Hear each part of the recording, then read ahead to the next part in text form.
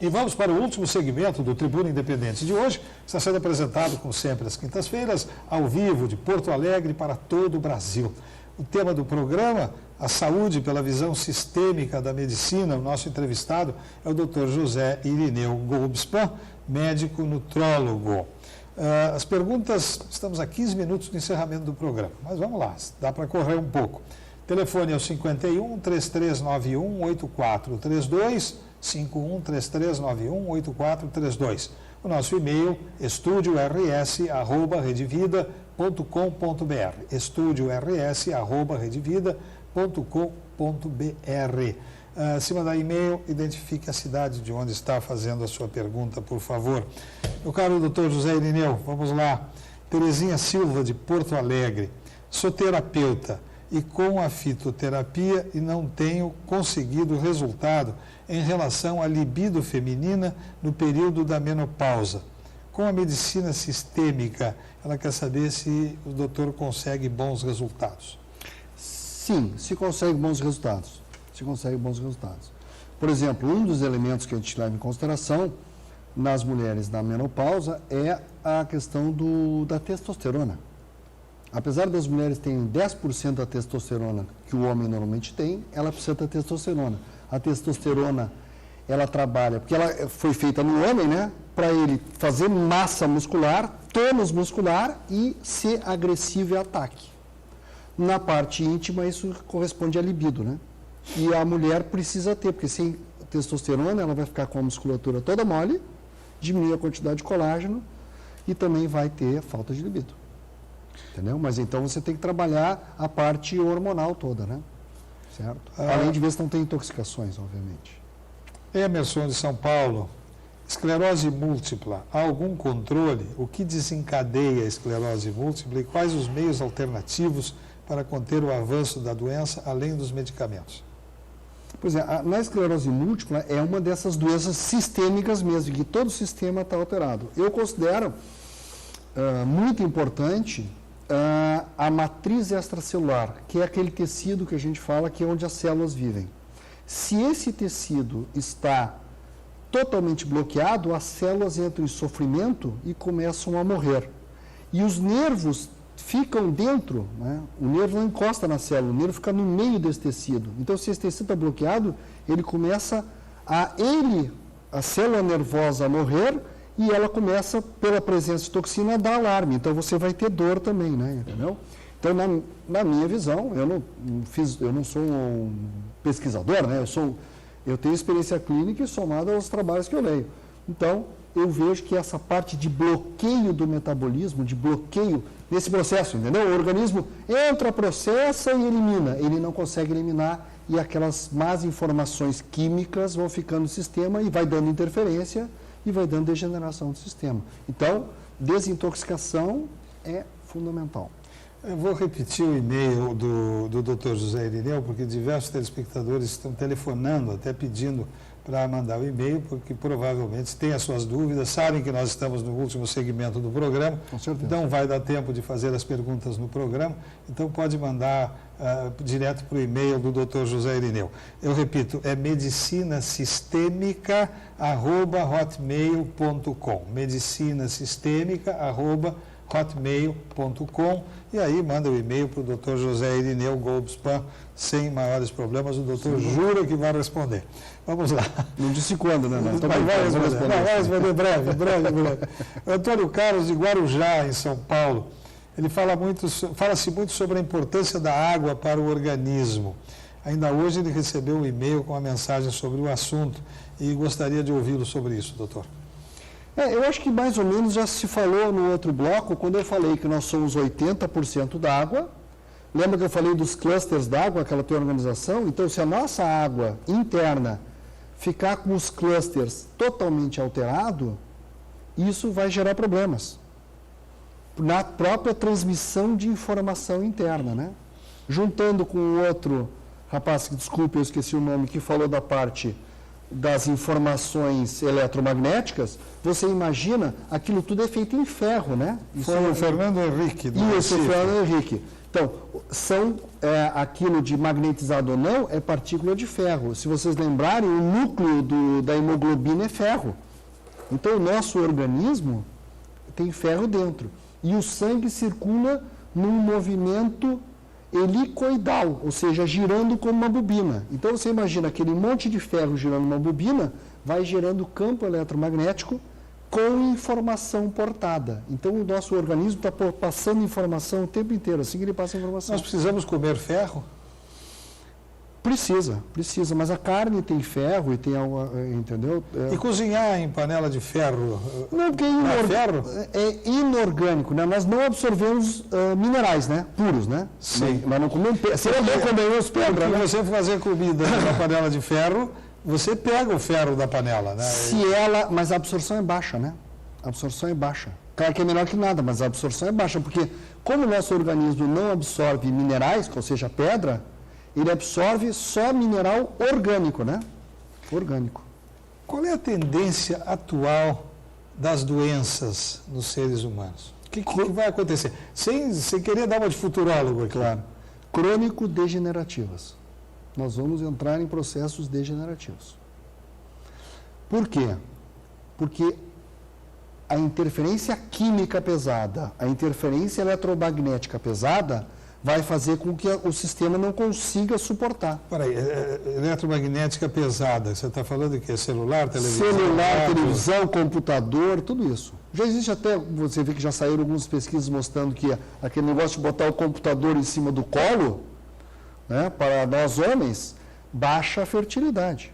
Aliás, hoje, o nível de espermatozoides do homem baixou muito, né? Já que nós não estamos trabalhando com o controle populacional, a natureza está dando jeito, né, de nos controlarmos, né? Senão nós vamos matar o planeta. Qual foi o outro dado que você deu, no caso da tendência atual das doenças? Crônico-degenerativas, né? Degeneração. Degeneração. Doenças degenerativas, Alzheimer, Parkinson, câncer. Mas diabetes. isso é porque o ser humano está vivendo mais? Não, quantas pessoas, não obrigatoriamente. Está vivendo mais e vivendo pior. Sim, mas a que se atribui isso? Ao nosso estilo de vida. Nós estamos com estresse econômico, nós estamos com estresse psicológico, nós estamos, entendeu? As pessoas estão bipolares, que é a doença do momento. Por que é bipolar? As pessoas estão bipolares. Porque de um lado você tem que ser individual, você tem que ser um indivíduo, você tem que só pensar em você, então eu só penso em mim, eu sou só indivíduo, mas ao mesmo tempo que eu só penso em mim, a roupa tem que ser o que os outros gostem, o carro tem que ser o que os outros gostem, o apartamento tem que ser o que os outros gostem. Isso é uma bipolaridade, né? Eu sou indivíduo, mas é que os outros têm que gostar. Isso é uma visão bipolar do mundo, né? Entendeu? Fora que nós estamos, no momento, numa ditadura do direito individual, né? Eu tenho direito, eu tenho direito, eu tenho direito, eu tenho direito. O dever, ninguém conhece, né? Então está o cara dirigindo na rua com todo o direito de andar na velocidade que ele quer, do jeito que ele quer, na pista que ele quer.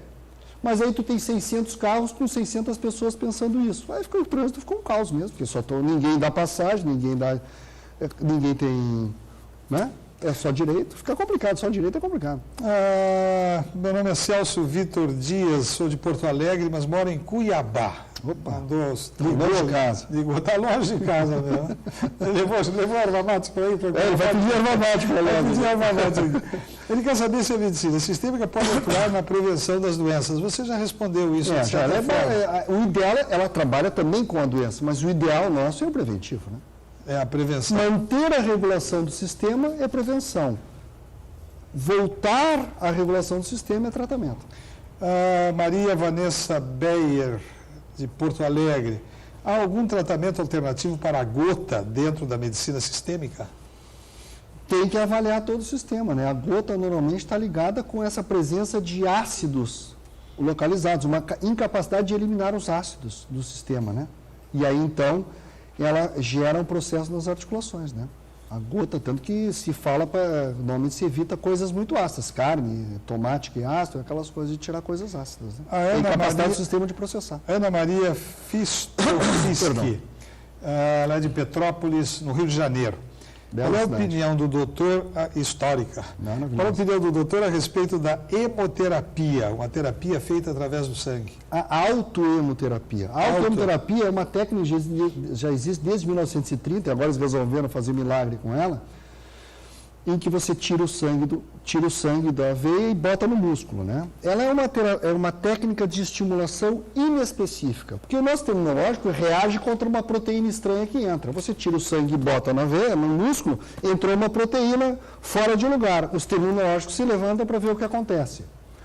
Como ela não é estranha, na verdade ele vê que na verdade é dele mesmo, ele não chega a gerar um processo inflamatório, mas dá uma primeira levantada. Então, ele é inespecífico como ativador. O problema é que estão querendo usar isso para as pessoas usarem sempre. Aí você entra no risco. Porque depois de muito tempo, 1 vez, 2 vezes, 10 vezes, 30 vezes, 4 vezes, daqui a pouco o sistema imunológico se irrita e vai acabar gerando anticorpos contra aquela proteína que é tua. E aí você desenvolve uma doença autoimune. Então, Buda, né? Caminho do doença autoimune. Doença autoimune, isso. A doença autoimune é quando o organismo cria anticorpos contra os seus próprios órgãos. Hoje, o que está se vendo nas pesquisas é que a doença autoimune não cai do céu.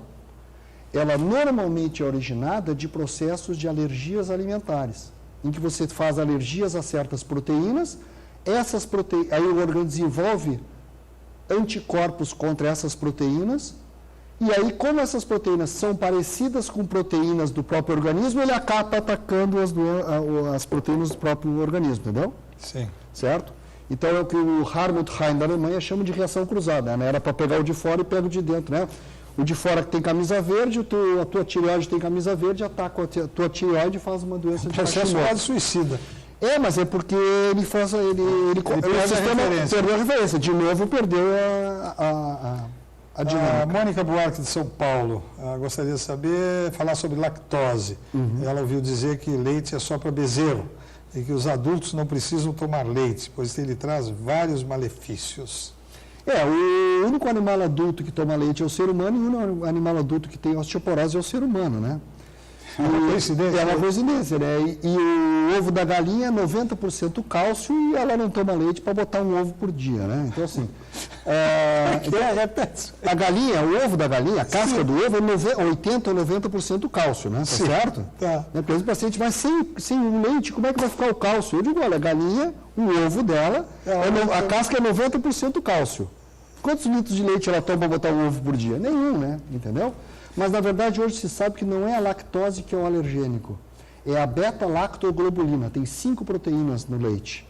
E hoje se sabe que a beta-lactoglobulina é que é o mais alergênico, não tanto a lactose.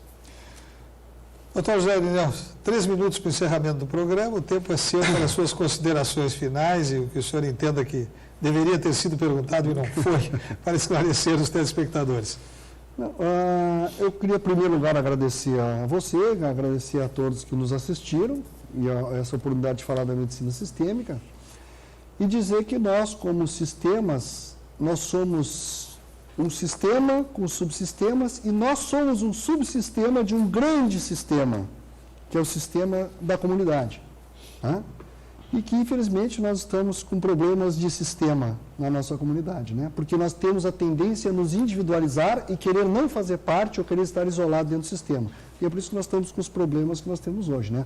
Essa visão que o ser humano é um ser humano comunitário. Mas, em relação à medicina sistêmica em si, o que eu quis passar para todos vocês foi...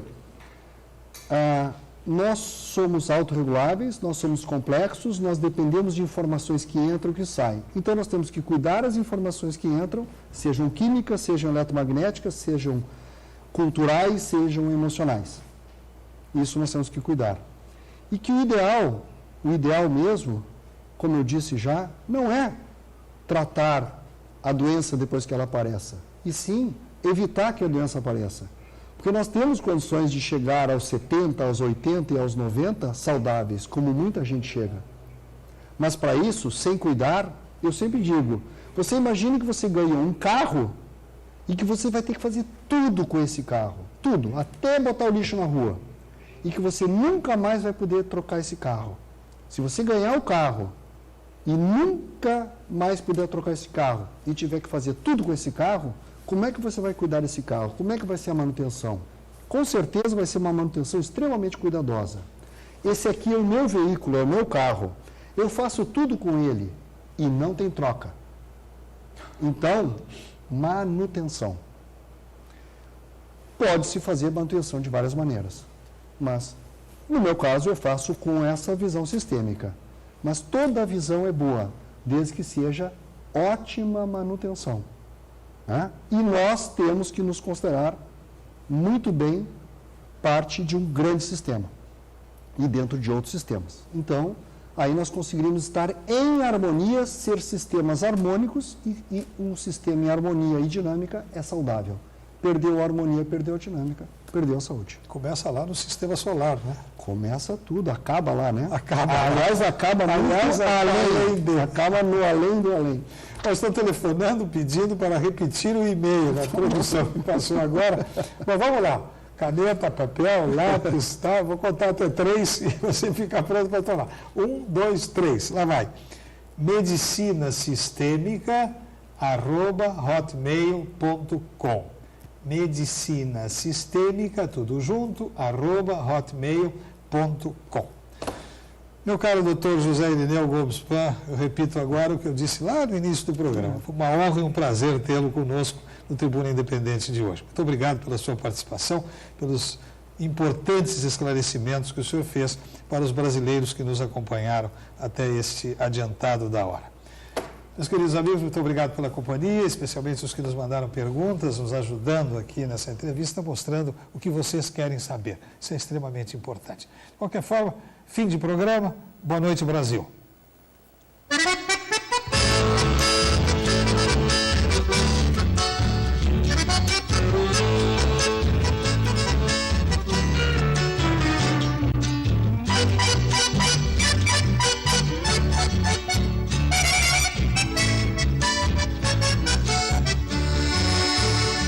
Não me perguntes onde fica o ar.